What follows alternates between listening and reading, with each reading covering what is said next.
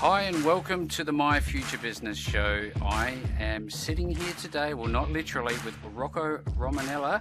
Is that the way I pronounce your name, Rocco, or is it Rocky?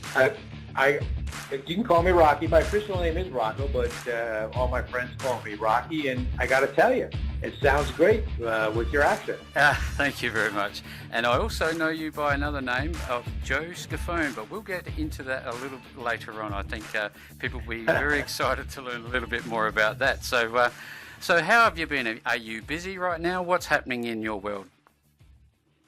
Actually, it's been a fun busy. So I think someone asked me the other day what were some of my business failures. I think one of them is this concept of retirement. Oh.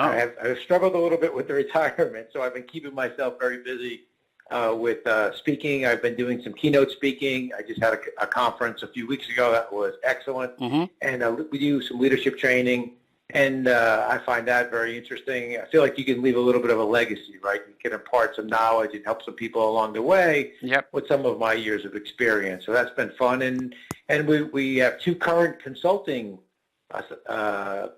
assignments that we're doing right now, which is really working out good. Two engagements with two clients that are small businesses that are growing. So all three bring a lot of excitement, a lot of opportunity to help. So I like that. That's awesome. I hear the word retirement, and I think to myself, as human beings, we're generally goal setters. So when you quote unquote retire, is that a point in time where we stop setting goals or we start creating new ones? How does that work in your world? Well, I think you really kind of summarized it nicely. I think it's that you set new goals. They're just different. And I think what you do is you start to think about the opportunities that you had, the people that mentored you or you mentored along the way, and it gives you the opportunity to give back. So I really find retirement for this, I guess, next phase in my life, the opportunity to give back, to say thank you, to whether it's, my dad who passed away and is a big part of my book, or my wife who has been just an amazing partner, but also very influential in my adult life. I think these are opportunities to give back to them.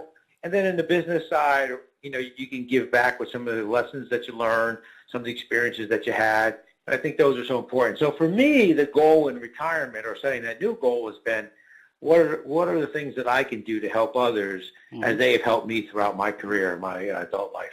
Yeah, that's fantastic. I think there seems to be a common theme with a lot of professionals and entrepreneurs and whoever else we have on the show about this reversal of I guess inward looking to looking at others, and actually naturally coming to that point of realization that life is about giving more than it is taking. There's only so many things you can take from the world where you start to have to give back. Oh, I think you're right. And I think the other thing is you get to that point of honesty with yourself, and you realize that, look, there, but for the grace of God, things could have been different for me. I mean, no one, I didn't graduate college and say, you know what, someday I'm going to be a senior level person at UPS and then a CEO of a company. No, you did the best you could. You had your head down. You were chopping wood, trying to be the best person that you could be. And then you start to realize, wait a second, you know what? I worked hard, had some breaks, met some good people along the way. And I think those things you start to realize when you take inventory that, you know what? I think I can help some other people along the way because, you know what? I didn't do this by myself. I did it with a great family. I did it with influences by some very key people along the way. So now it's my shot to be that key person maybe for someone else, or maybe something I say just touches them, or something they read in my book touches them. And so that's sort of your way of giving back. But I think it really starts with the honesty that, wait a second, I'm no different than anybody else. We're all good people trying to do a good job. And if we help each other, we kind of pay forward a little bit. I think it comes back. Now at this point in my life, it comes back with the knowledge that maybe I helped somebody else. Yeah, that's great feedback. I sit here and I wonder, my future business, that the intention is to, drop little nuggets of gold, bits of information that people can follow up on. They might be struggling as they're starting out in their business. They might not know how to take it online. They may not understand a whole raft of different things. How would you communicate with somebody who is as green as the grass is long, starting out a new business, how would you show them how to eat the elephant? You know what I mean? Well, yeah, absolutely. I think it starts with three questions that you have to ask yourself, and I think they're important for you as an individual, and frankly, they become very important for companies as well as they think about who they, what they're going to become as a company, and as you think about what you're going to become as a leader someday. And to me, the three questions are, who am I? What do I stand for? And then the most critical question is, what won't I compromise? And I think that's so important because, you have to understand who am I as a person? Mm-hmm. What do I stand for? Am I going to be a hardworking individual? Am I going to be a thoughtful leader? Am I going to try to do things the right way? And then what won't I compromise? Integrity, values. I'm never going to mistreat people. I'm going to treat others with dignity and respect. So those are the things that you start to develop and set forth as your sort of game plan. And I would say in a business, it really becomes your brand. Mm-hmm. But as a person, you develop a brand as a leader as well. Mm-hmm. What is my brand? What do I stand for? And if you think about it, if you and I were going to a store to buy something and I said to you, hey, tell me a little bit about that product, you would probably rattle off the things that make that product what it is. And that becomes the brand, and it becomes the brand promise. Well, it's the same in business, or it's the same as an individual. If I said to you, hey, I want to introduce you to a good friend of mine, or hey, you're going to start working for Rocky Romanella, and you said to me, well, what's he like? I would say hardworking, enthusiastic. Well, that becomes the person's brand. Mm-hmm. And so as you grow and you start to, as you said, eat the elephant one bite at a time, mm-hmm. you start out with your brand. It's sort of like your mission statement. Who am I? What do I stand for? And what are the things I won't compromise? And I will tell you, unfortunately, you're going to have to answer number 3. 1 and 2 are fun ones to answer about yourself. 1 and 2 are fun things to think about as a company when you start your small business potentially, or you're in a large corporation. 3 is the tough one, though. And if you think about today's world in big business, I'm sure that the Wells Fargos of the world, or FIFA, or all these companies, Uber, that have had their share of problems. They all knew who they were. They knew what they stood for. They had mission statements, value statements posted all over.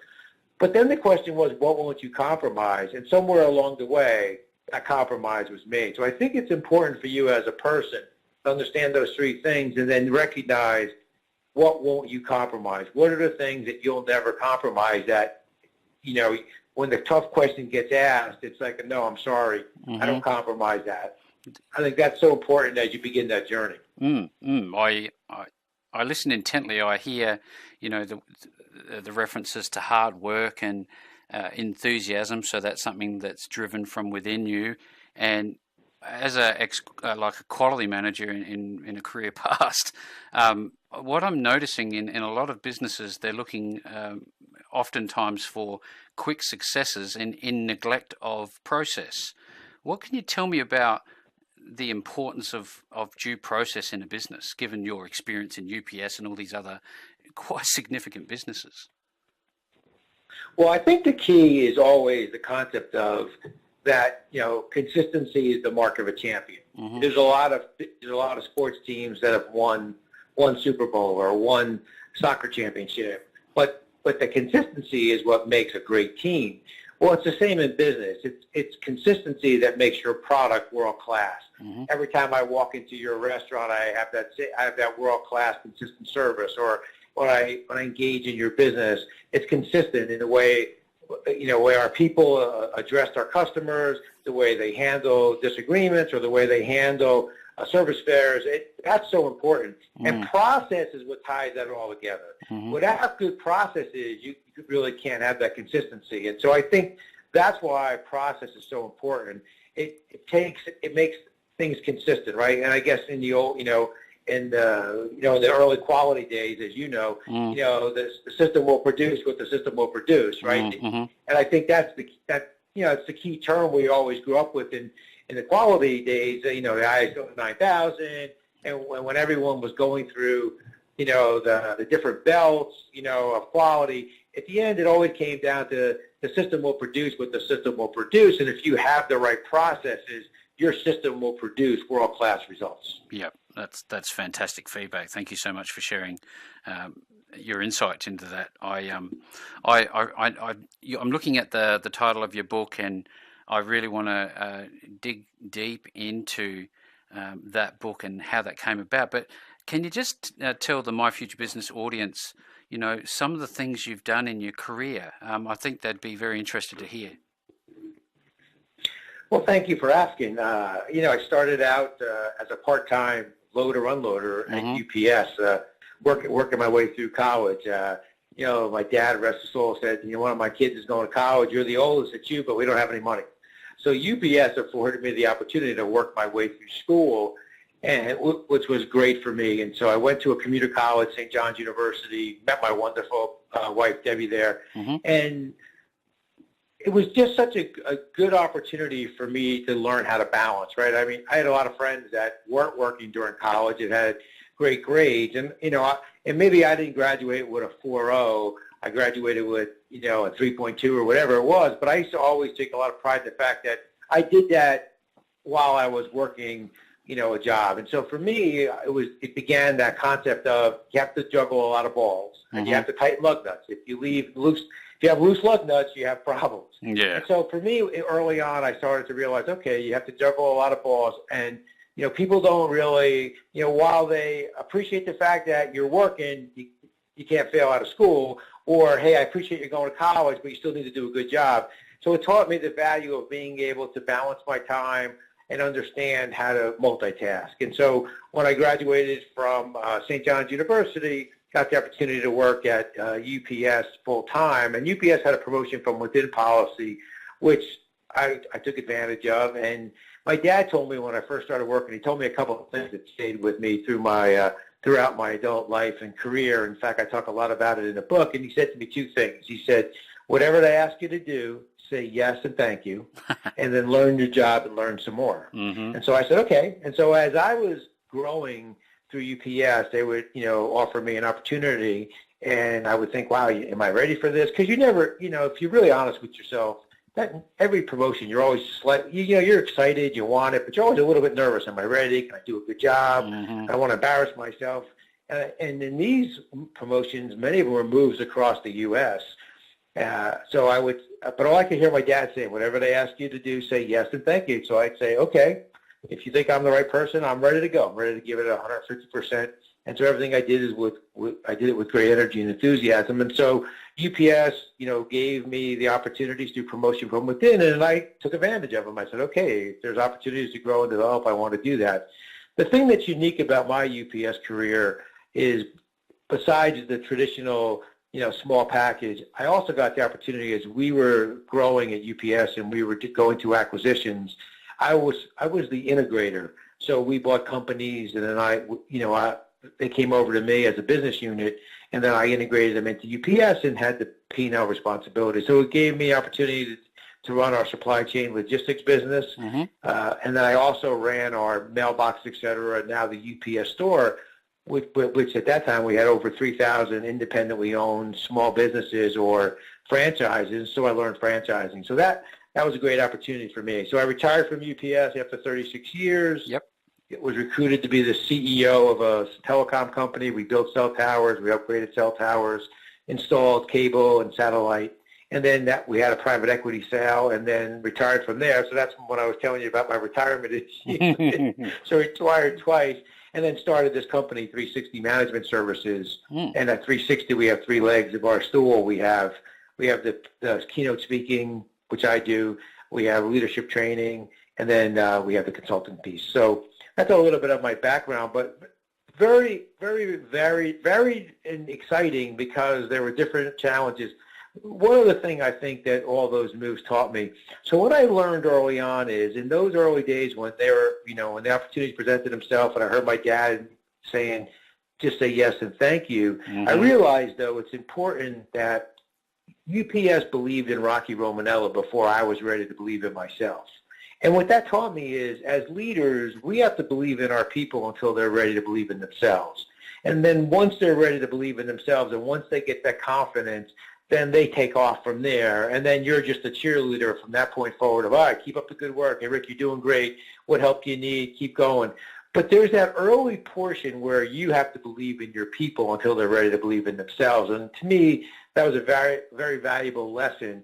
And once I recognized that, it helped me then develop other people and mentor them through their career moves and their career changes. It's like a reversal of roles. It's like UPS had to sell themselves to you rather than the other way around.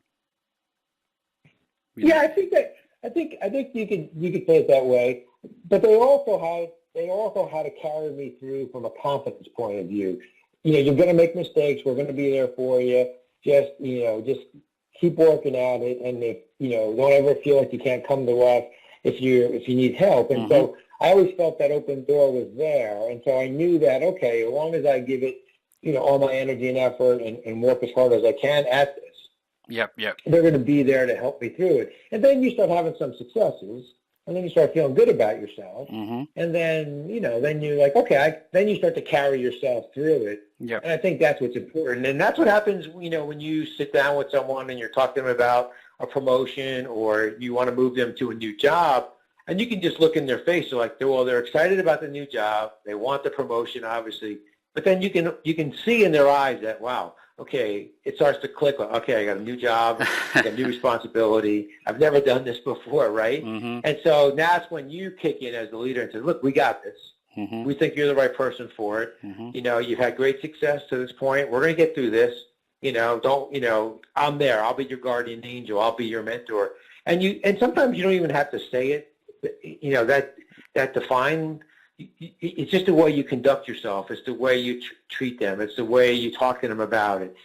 And you're giving them the confidence until they're ready to believe in themselves. And then once they're ready to believe in themselves, then you can't overmanage them. Then you got to give them the ability to run, right? Nobody wants to be overmanaged, right? So the core skill set is there in the new person.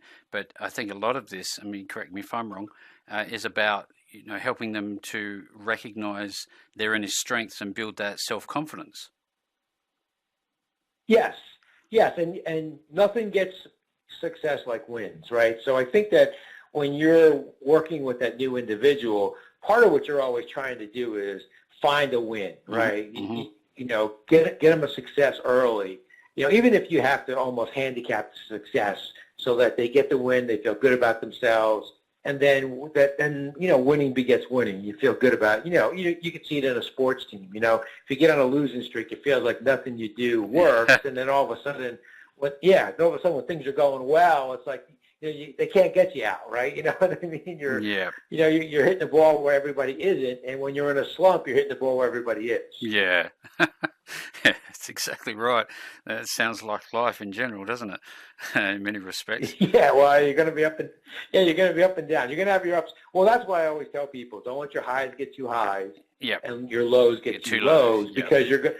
Yeah, that's right. Because you're going to have that cycle. And so when you're up on top, you should be starting to prepare yourself for the bottom. Because it's going to come. It's just a cycle. Yeah, I've had the pleasure of working with many senior managers and directors and CEOs and CFOs and the likes, and I'd really love to go in depth with you on your new book, Tighten the Lugs: The Principles of Balanced Leadership. Is that something we could do? Yes, absolutely. So, if you have the time, I would love to do it with absolutely. You. So how did this book come to fruition? What got you to that point that you said, I need to do this? Well, it was interesting. As we talked a little bit before, I started out with the thought of this concept of legacy, right? Do you leave things a little better than you found it? Are people better because of their time with you, in business? Are your customers better because of their interaction with you? And so I thought that if I could write a book, that it would be nice to write it in such a way that there were some not lessons in the sense of, well, I'm going to teach you something. Lessons in the aha moments, like, okay, I can see how that could work, or, oh, I could use that, or, oh, maybe I could look at things a little bit different. So I wanted to write a book that, gave people an opportunity to grow and develop and maybe learn some things. And also that there are many things that you do today, all of us do very well. We just need that reinforcement. Many times you read a book and you're like, oh, I do that already, and people think, well, is that good? Yeah, it's good. It just reinforces that you're already a pretty good leader. Yep. Don't sell yourself short. So the book started with that with that as sort of the premise of the context of the book.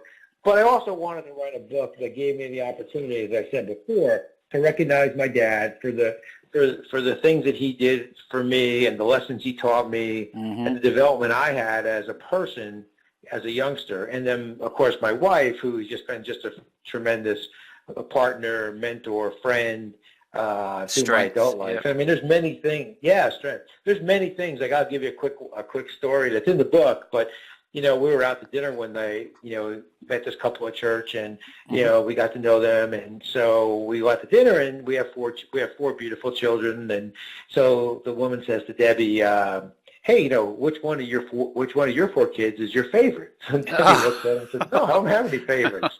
And the woman says, come on, one of them's got to be your favorite. And I said, no, I don't have any favorites. And she goes, I can't believe that. Wow. And so Debbie said something that has stuck with me my whole business career, adult life, and I talk about it in the book. She said, each of them gets what they need when they need it. So they all feel like they're my favorite. That to me was brilliant. Yeah. And I thought about that, right? And then I thought about that as I was running the company as a CEO or running a large business unit for UPS. And you think about all the functions that report to you. You have accounting, you have customer service or business development, you have the operational people. And I thought to myself, well, each of them should get what they need when they need it. And so if you have a senior CFO, you don't need to overmanage that person. That's the person that you're applauding, keep up the good work, right? So what they need is to know that you've got their back, that you're there, but they don't need to be overmanaged. If you have a new business development person, then they need more of your time.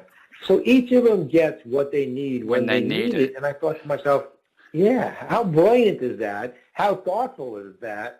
And I said to myself, you know what? That's something I'm going to learn and use throughout my career as I manage large groups of people across different functions. And so go ahead. So there seems to be this difference in behaviours as you go down the hierarchical chain. Those who are far more efficient and effective and competent and experienced within your business get a different sort of version of you, as opposed to the people that you're just inducting. They get the full bore, almost holding hands type experience. Sure. And think about it. If you're a seasoned veteran, do you really want someone, calling you every day, asking you what you're doing? Hey, send me this information, send me that. No, you want to run. You want your authority to equal your responsibility. You want to know that you have the confidence, of your boss. And so I think that was so important. So the book gave me that opportunity to recognize my dad from my youth and the things he taught me, and Deb from all the wonderful things she taught me and helped me through my career. And so the book was that recognition. And then, we joked about JOE SCAFONE. I never liked sitting in a meeting throughout my career, and if someone presented me with an idea saying, well, I don't know if I think I might do it different. Maybe we should go look at it differently. I always felt like you sort of kind of shut down conversation a little bit because people were so excited about their idea, but they may be reading your reaction as, well, maybe he doesn't like it, maybe it's not as good as I thought it was. And so early on in my career, I came up with this character, JOE SCAFONE. So we would sit at a meeting and you'd present me with this idea, and I would say, well, let me ask you a question. You think Joe thinks that's a good idea? You think JOE SCAFONE was like that? And we'd all laugh.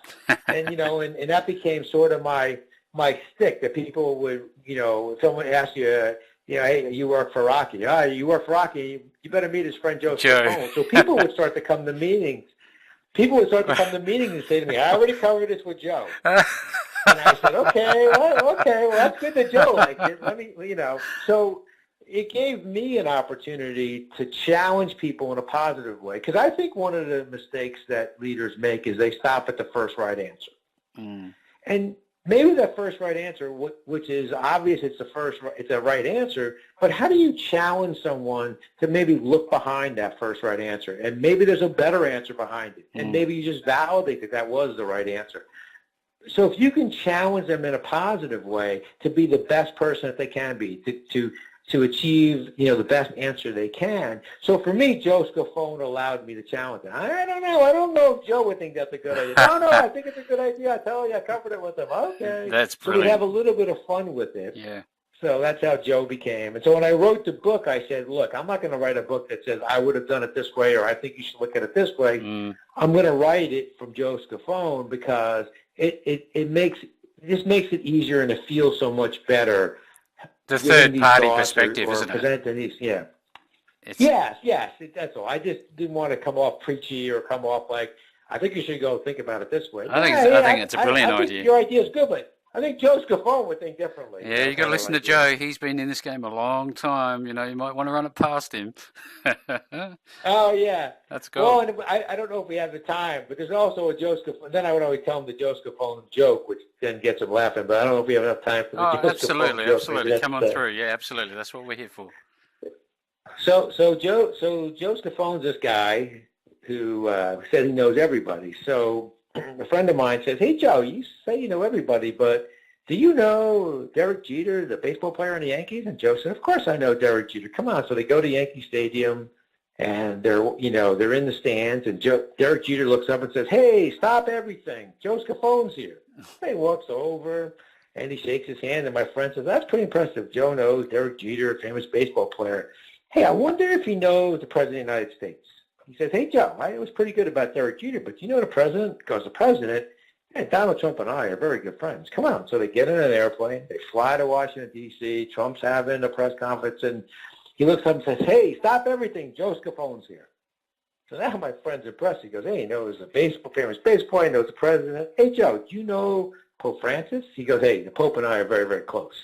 They get in an airplane. They fly to the Rome, and the Pope's got a big audience, and Joe and my friend are in the crowd, and the Pope hasn't recognized him. So my friend says, hey, I don't know if the Pope knows. He goes, look, you just sit tight. I'm going to walk up there. If he knows me, will you believe me?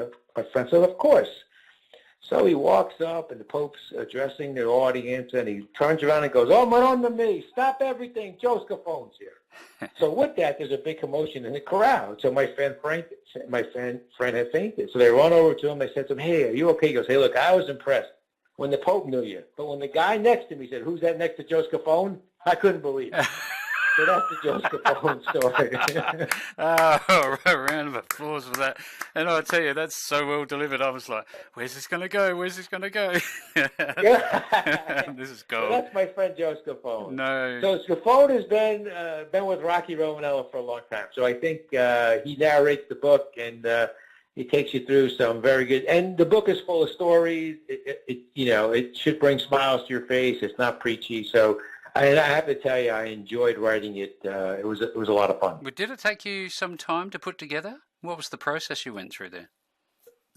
Yeah, it took me about 9 months altogether to put it together. And what I did is I put together what I thought, when I thought back on my career, I thought through some of the key lessons. And actually the Tighten the Lug Nuts, the title, is one of the lessons in the book. It's one of the chapters in the book. Mm-hmm.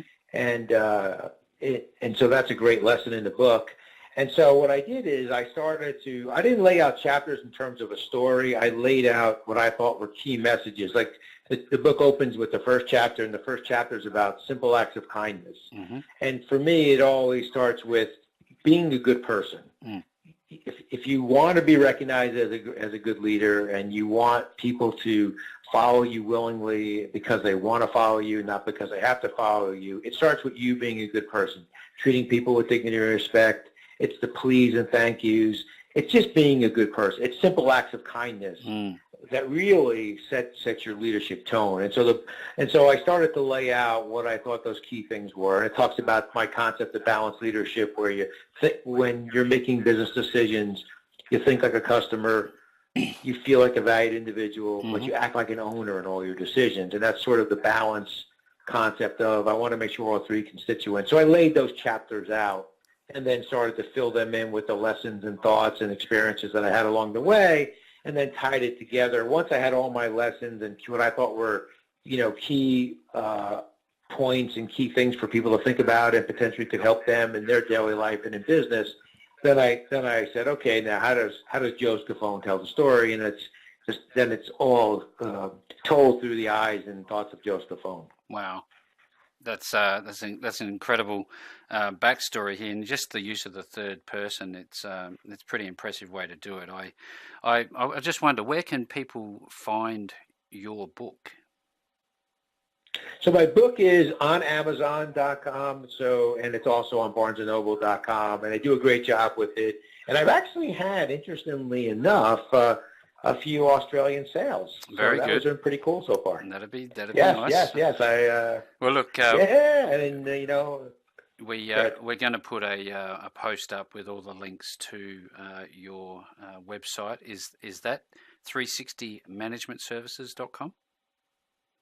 Yes, the only thing is it's the number 3 and then the word 60managementservices.com. Yeah, no problems. So, we'll make sure that's correct in below the video here. And when people visit your site, what would they expect to find there?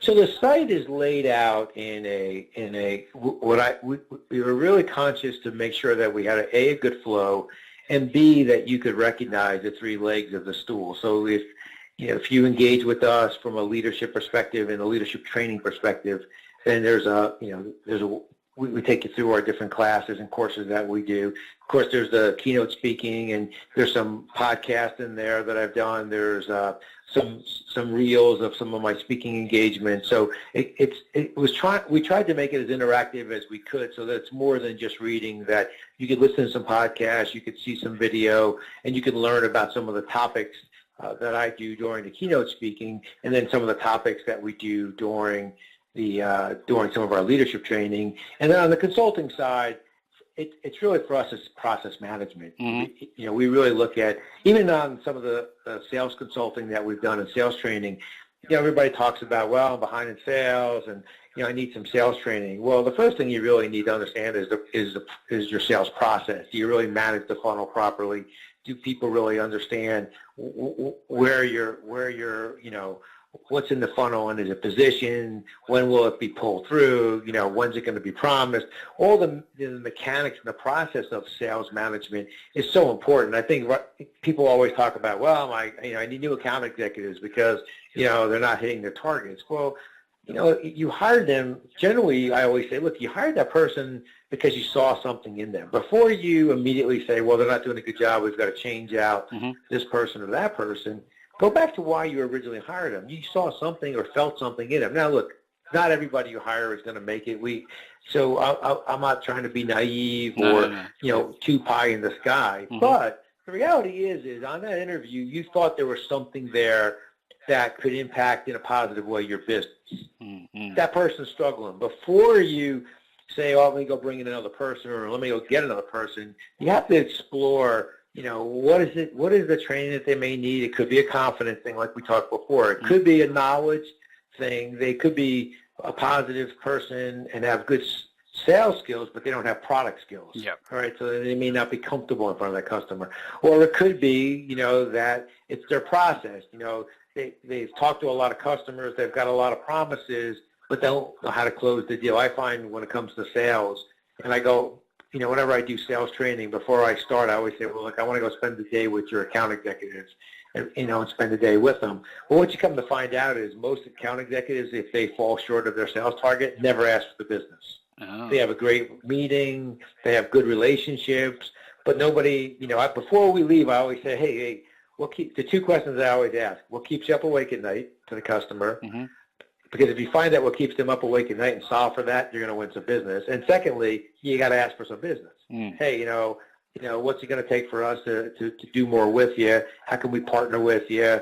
How do we get you more comfortable to use our products and services? But you have to ask for the business before you leave. Yeah, it's a big thing, isn't it? And I always find, people never ask for any business. It's like, okay, we had a great meeting. We shook hands. I gave you a trinket. You're all excited. We never got any business. That's the whole point, isn't it? Ask. What do they say? Ask for the sale. Yes, you got to ask for it. Most people, when you really think about it, or you go spend a day with them, or you go on a visit with them, they conduct themselves well. So what I always try to do is I always make sure we have a pre-call. Okay, 'cause in that pre-call, that's when you have that conversation. So what's the goal here of the visit? Is it a thank you? Sometimes it could be a thank you visit. There's nothing wrong with that. Are we going to ask for more business? Is there a service disconnect we're trying to fix? But what's the goal of this meeting? Because I think a lot of times people, activities do not necessarily always equal results.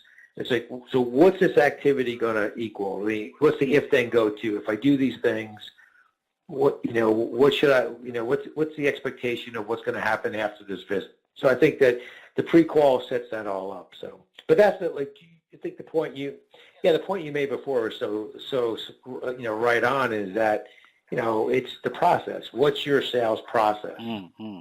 And, the difference between busy and productive is quite obvious. Well, and there's a big gap between both of them sometimes. Isn't there just? Look, Yes. Rocky, Joe, whomever I'm talking with right now, good. I've had a blast of a time, and I just wanted to thank you from the My Future Business audience. And for those who are listening here, you can find all of the links that you're going to need to reach out to Joe. You'll find him on LinkedIn. I'll provide those details, Twitter, and wherever else he is, 360managementservices.com. But in closing, again, thank you so much for being on the show today. And, I'd love to have you back on the show again. Oh, I would be honored, and I would, and if you're, one of the things I also like to do is, I get frequent questions that'll get asked. Someone will say, "Hey, I've got this situation going on. Do you have a few minutes?" Mm-hmm. Or, I would love doing those things. If you get any questions, you want to shoot me an email, a guest will call you and ask you. And if you want to do it again, hey, I'd love to do it with you. So, and then who knows? The speaking has really gone well. I'd love to, get to Australia and do some speeches over there and some training over there. Maybe consolidate a couple weeks and spend some time with my friends down under. Absolutely. Guys, that's the end of today's show. We're going to wrap it up right now. We could speak for literally hours on these topics because they are at the core of My Future Business. I hope you took away some nuggets of gold, and we'll speak with you again soon.